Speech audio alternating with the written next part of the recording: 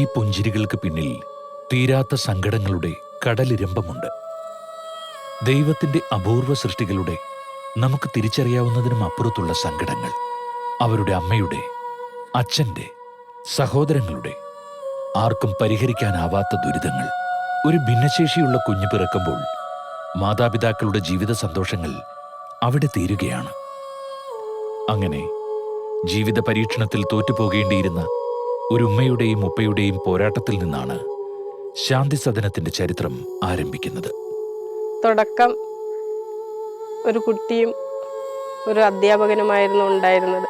പിന്നീട് 3 കുട്ടികളായി. പിന്നീട് കുട്ടികൾ കൂടി വന്നു.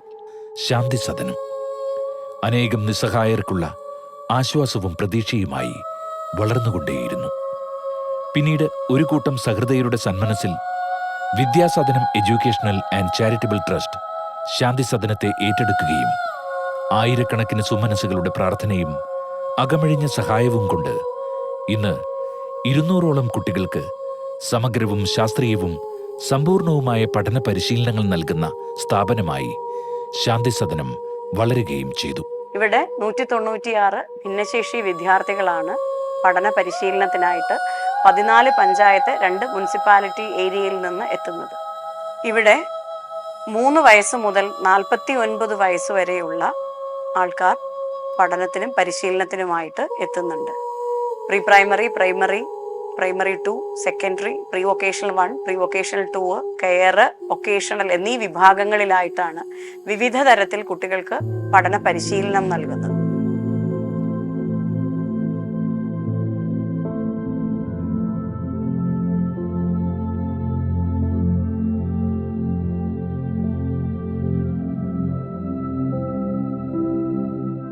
ഇവിടുന്ന് സ്കൂളിലെത്തി അവർ സ്കൂളിൽ നിന്ന് കുട്ടികളെ ചേർത്ത് പിടിക്കുന്നത് കണ്ടപ്പോഴാണ് ഇങ്ങനെ ആൾക്കാർ പുറത്തിട്ട് എന്നുള്ള അറിയുന്നത്.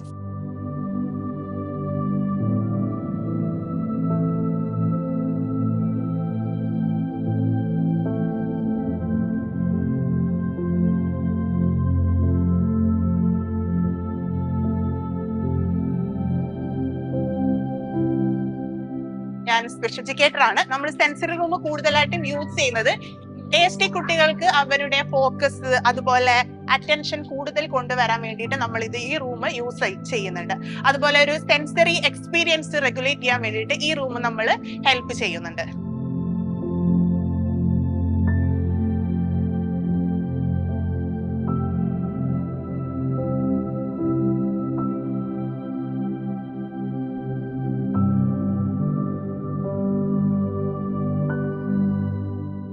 ശാന്തിയിലെ ഫിസിയോതെറാപ്പിസ്റ്റ് ആണ്. നമ്മൾ ശാന്തിയിൽ ഏകദേശം ഒരു 30 to 35 സ്റ്റുഡൻസിന് ഫിസിയോതെറാപ്പി അത്യാവശ്യമായിട്ടുണ്ട്. അധികവും സെർബ്രൽ പാൾസി സ്റ്റുഡൻസ്, പിന്നെ ഓട്ടിസ്റ്റിക് ആയിട്ടുള്ള കുട്ടികളാണ്.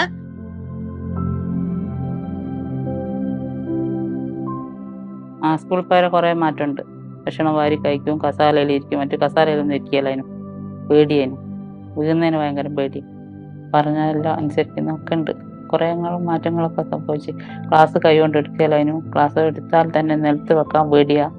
അപ്പം ക്ലാസ്സെല്ലാം വെള്ളം കുടിച്ചാലും എല്ലാം എടുത്ത് നിലത്തെല്ലാം വെക്കും.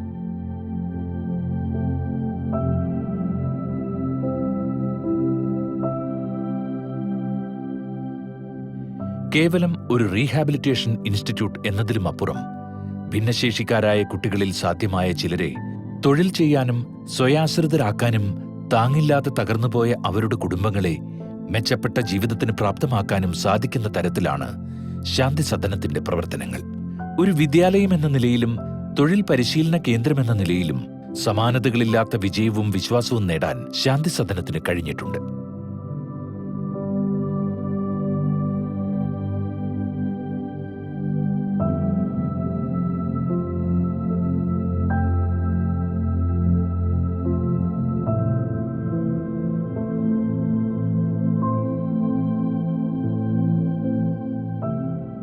മികച്ച ഭിന്നശേഷി വിദ്യാലയത്തിനുള്ള സംസ്ഥാന പുരസ്കാരം ഔദ്യോഗിക തലത്തിൽ ശാന്തിസദനത്തിന് ലഭിച്ചത് ഏറ്റവും വലിയ അംഗീകാരമാണ്.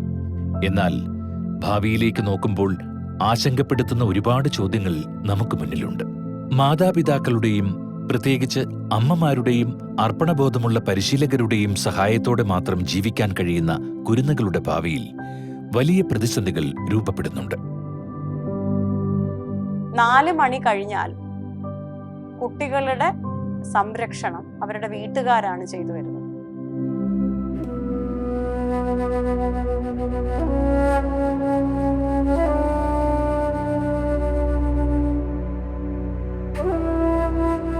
നാളുകൾ മുന്നോട്ട് പൊക്കോണ്ടിരിക്കും തോറും കുട്ടികൾ വലുതായി വരുന്നു. അതിനോടൊപ്പം തന്നെ രക്ഷിതാക്കൾ പ്രായാധിക്യത്താൽ ബുദ്ധിമുട്ട് നേരിടേണ്ടിയും വരുന്നു.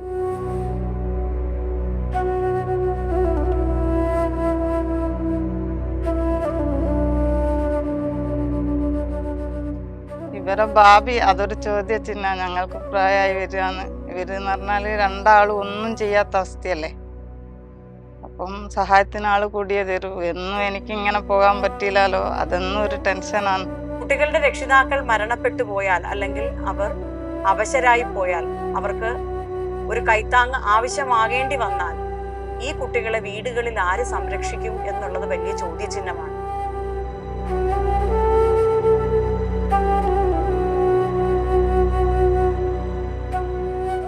അപ്പം എൻ്റെ മോൻ അധികം എൻ്റെ മോളാ നോക്കുക. കുറച്ച് കഴിഞ്ഞാൽ ഒക്കെ ഒരു ബാധ്യതയായി മാറുമോ മോൻ. ഇത്രയാലും ഉള്ളൊരു കല്യാണം കഴിച്ച് പോന്നപ്പോൾ ഞാനില്ലെങ്കിൽ അവൾ നോക്കണ്ടേ എന്നുള്ളൊരു ചിന്ത എൻ്റെ മനസ്സിൽ ഒരുപാടുണ്ടായിരുന്നു. സമൂഹം മുൻകൈയെടുത്ത് ഇത്തരം സ്ഥാപനങ്ങളിൽ ഈ പുനരധിവാസ കേന്ദ്രങ്ങൾ ഉണ്ടാകേണ്ടത് അനിവാര്യമാണ്. ഇല്ലെങ്കിൽ ഈ കുട്ടികൾ അനാഥരാകുകയും ആരാലും സംരക്ഷിക്കപ്പെടാതെ കുട്ടികൾ സമൂഹത്തിൽ ഒറ്റപ്പെടുകയും ചെയ്യും.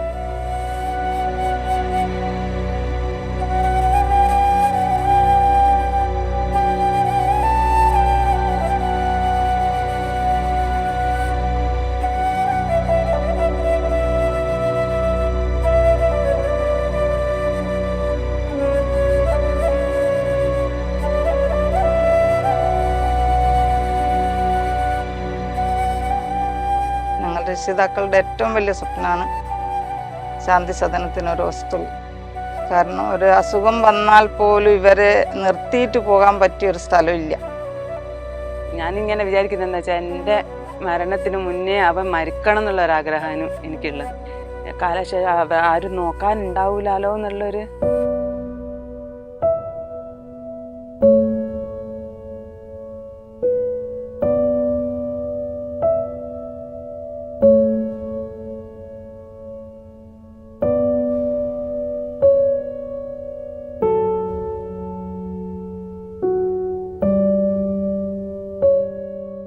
രക്ഷിതാക്കൾ പ്രായാധിക്യത്തിലേക്കും അനിവാര്യമായ മരണത്തിലേക്കും ചുവടുവെക്കുമ്പോൾ ആരാലും സംരക്ഷിക്കപ്പെടാതെ അനാഥരായി പോകില്ലേ നമ്മുടെ ഈ മക്കൾ?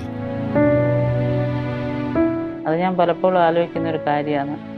ഇനി വയ്യോട്ട് പിന്നെ ആര് നോക്കുമോ, എനിക്ക് എന്തെങ്കിലും സംഭവിച്ചു പോയാൽ ഇപ്പം തന്നെ ഓർക്കില്ല എന്തെങ്കിലും പറ്റിപ്പോയാൽ ആര് നോക്കുമോ, എങ്ങനെയാണെന്ന് നോക്കില്ലെല്ലാം ഞാനിങ്ങനെ പറയലുണ്ട്.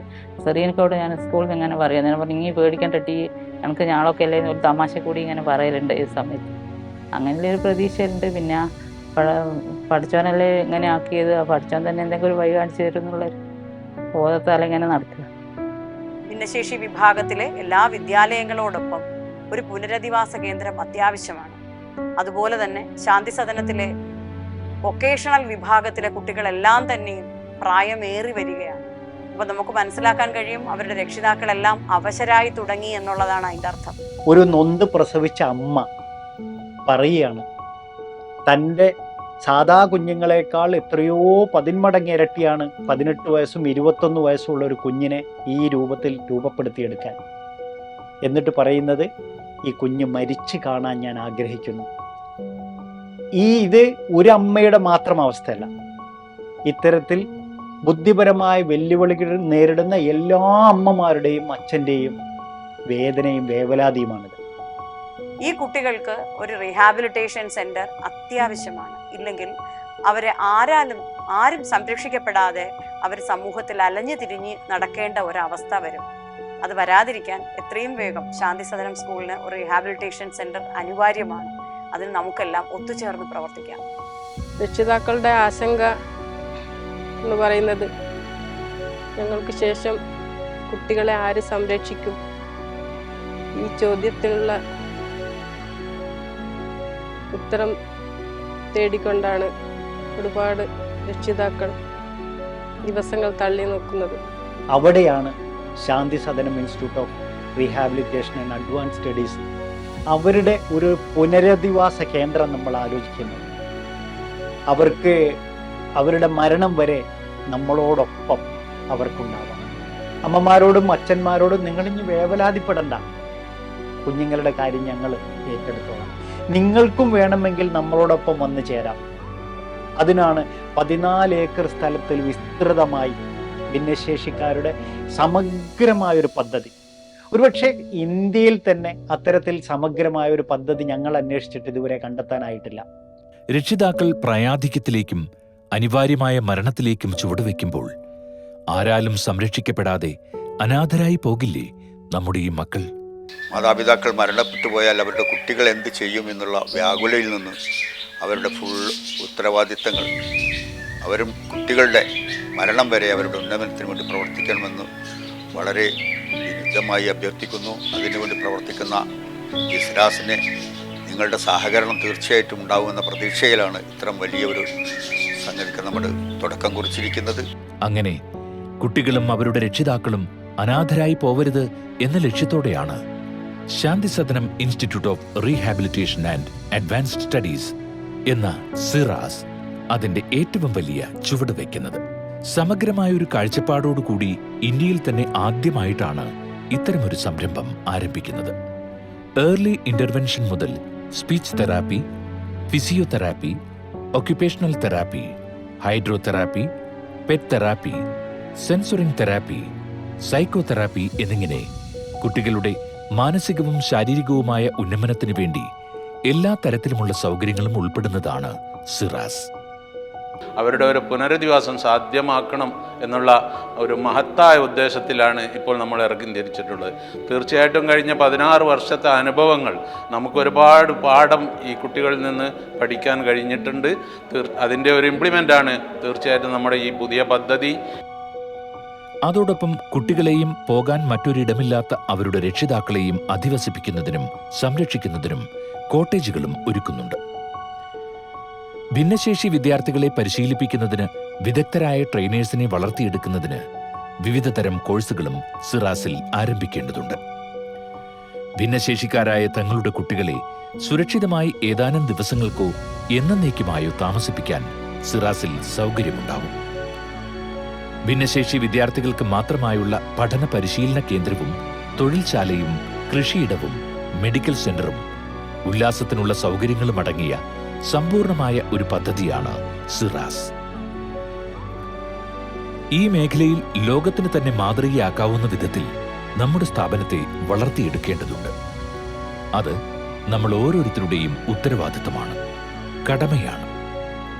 ഓരോരോ സാധാരണക്കാരായ മനുഷ്യരും മനസ്സറിഞ്ഞു നൽകുന്ന ചില്ലറ നാണയങ്ങളും കുഞ്ഞു കുഞ്ഞു സംഭാവനകളും മുതൽ വ്യക്തികളുടെയും സ്ഥാപനങ്ങളുടെയും വിവിധ സ്പോൺസർഷിപ്പുകൾ സമാഹരിച്ച് മാത്രമേ നമുക്ക് ഈ മഹത്തായ ലക്ഷ്യം നേടാനാവൂ.